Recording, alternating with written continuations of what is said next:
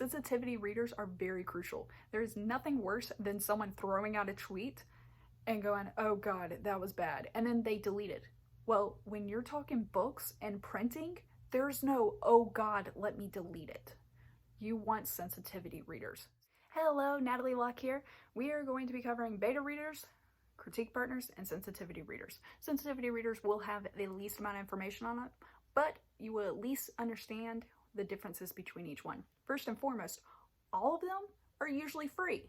The differences lie with what they're critiquing and how their feedback to the writer is going to be different.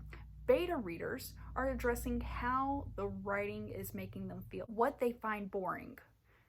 And they are going to answer why they find it boring. It could be personal choice. That is an excellent answer for a beta reader to say. It was personal preference of why I found this boring.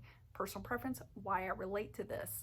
You don't want only negative feedback. You got to throw in some positive stuff in there. Otherwise, our writers, we're fragile beings, we will crumble. Critique partners, very similar to beta readers, but when a critique partner says this is boring, they're going to throw in the why, and they will tell you, you're info dumping. You are giving me too much backstory. You are telling instead of showing. You need to make sure you show in here. And they might even throw some suggestions of how to fix it. Critique partners also are critique partners because they are writing as well. You might exchange your manuscripts with them. Now, our sensitivity readers, they're in a complete different wheelhouse from beta readers and critique partners. Beta readers and critique partners might be reading your second, third, fourth draft. Sensitivity readers are going to be reading like your second to last draft of your writing. And our sensitivity readers are reading specifically to see how you are approaching a sensitive topic, whether that's trauma, like in my book, or maybe there's a specific group of people that you do not want to offend. Sensitivity readers are very crucial. There is nothing worse than someone throwing out a tweet and going, oh God, that was bad, and then they delete it. Well, when you're talking books and printing, there's no, oh God, let me delete it. You want sensitivity readers. There's 3 things you need to do to be the best beta reader, critique partner, or sensitivity reader. First and foremost, you need to answer what the writer is asking for. If they are asking, what is the most boring part? Tell them. If they are asking, was the ending good? Be honest. Tell them. It is completely fine if you didn't like it. They want to hear that if you didn't like it. If you can explain personal preference of, I didn't like the ending because I think ending a sentence in a preposition is a grammar faux pas, tell them that they will take that into account. And if enough people come back with the same feedback, even though all the feedback was, this might be my personal preference, a good writer might change it. They may not take it out completely, but they'll at least make it better than what it was. And your honest feedback is going to help them there. Now that you've answered what the writer most wants critiqued, you can throw in other glaring issues that you found. In my own work, somehow it slipped through the cracks where I meant to type the word there and the word 3 came up. But they answered my other questions about my work first, and then they brought that in.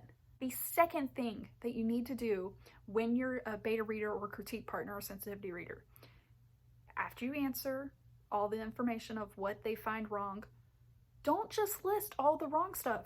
Highlight what was good. What made you laugh out loud if it was a funny moment?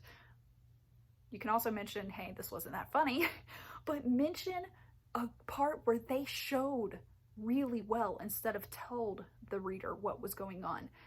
Address those good parts. And you're doing this for 2 reasons. 1, it softens the blow of the bad feedback that the writer is getting.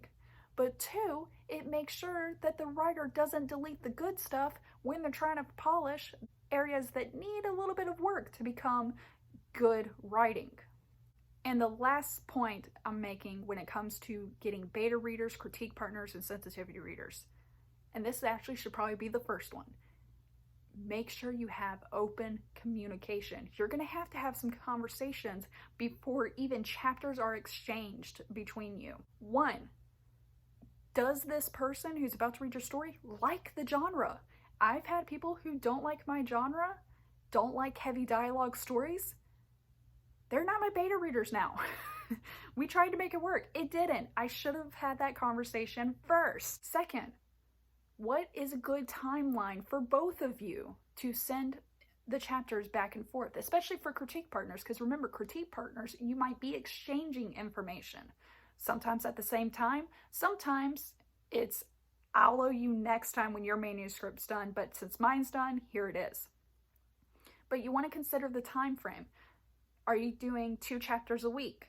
And then your beta reader or critique partner is going to send the answers to your questions back and await the next 2 chapters. Realize life happens, okay? Keep in mind, from a writer point of view and beta reader and critique partner point of view, life happens. Don't bend yourself out of shape to try to get this done and possibly rush it and not give it the effort that it deserves, when really all you can do is message the writer and say, hey, some stuff came up this week. I will get this to you by Wednesday instead of Monday like we agreed.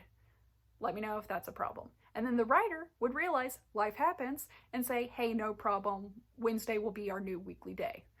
And lastly, I've already said this, but it continues that communication that needs to happen, not just at the beginning before you exchange chapters, but throughout the entire chapter exchange. Make sure you are answering the why. Even if the answer is personal preference, that counts. Writers want to know what the readers are feeling. They want to know what the reader predicts might happen next. That way, they can either throw in a red herring, or the writer can make sure that they're not being predictable in their writing. And my own little story of where myself and a beta reader and critique partner didn't work out too well is, apparently my writing was not their forte. They were both fantasy adventure novelists, which I love. I love reading those. But when they read my first person contemporary novel, they didn't like my main character. They didn't connect with her. And instead of getting explanations, I got, why is she talking in second person? Well, it's an internal monologue in her mind. She talks in second person. She talks to herself in third person too. It happens. I got saying that I didn't have cliffhanger chapters. Well, every chapter is an hour-long session that my main character has with her therapist. The cliffhanger is what's going to happen between this meeting and the next one. We have homework assigned. We have a discussion that's got to be had between my main character and her spouse, so on and so forth. It's not always cliffhanger. So, given I might need to get off my high horse, I also had plenty of other critique partners that understood the format that I was going, and they're actually excited about it. So I'm not going to let 2 out of 20 critique partners and beta readers to dictate where my story is, which is the last point. You can't make everyone happy. Beta readers, this isn't your story. It's the writer's story. Their name is going on the novel. Writers, you can't make everyone happy. It's okay. At the end of the day, it's your novel and your name's going on it. That also means that you need to accept any consequences by not taking advice if it turns out it was good advice and you should have took it. All that said though, we're all here to help each other.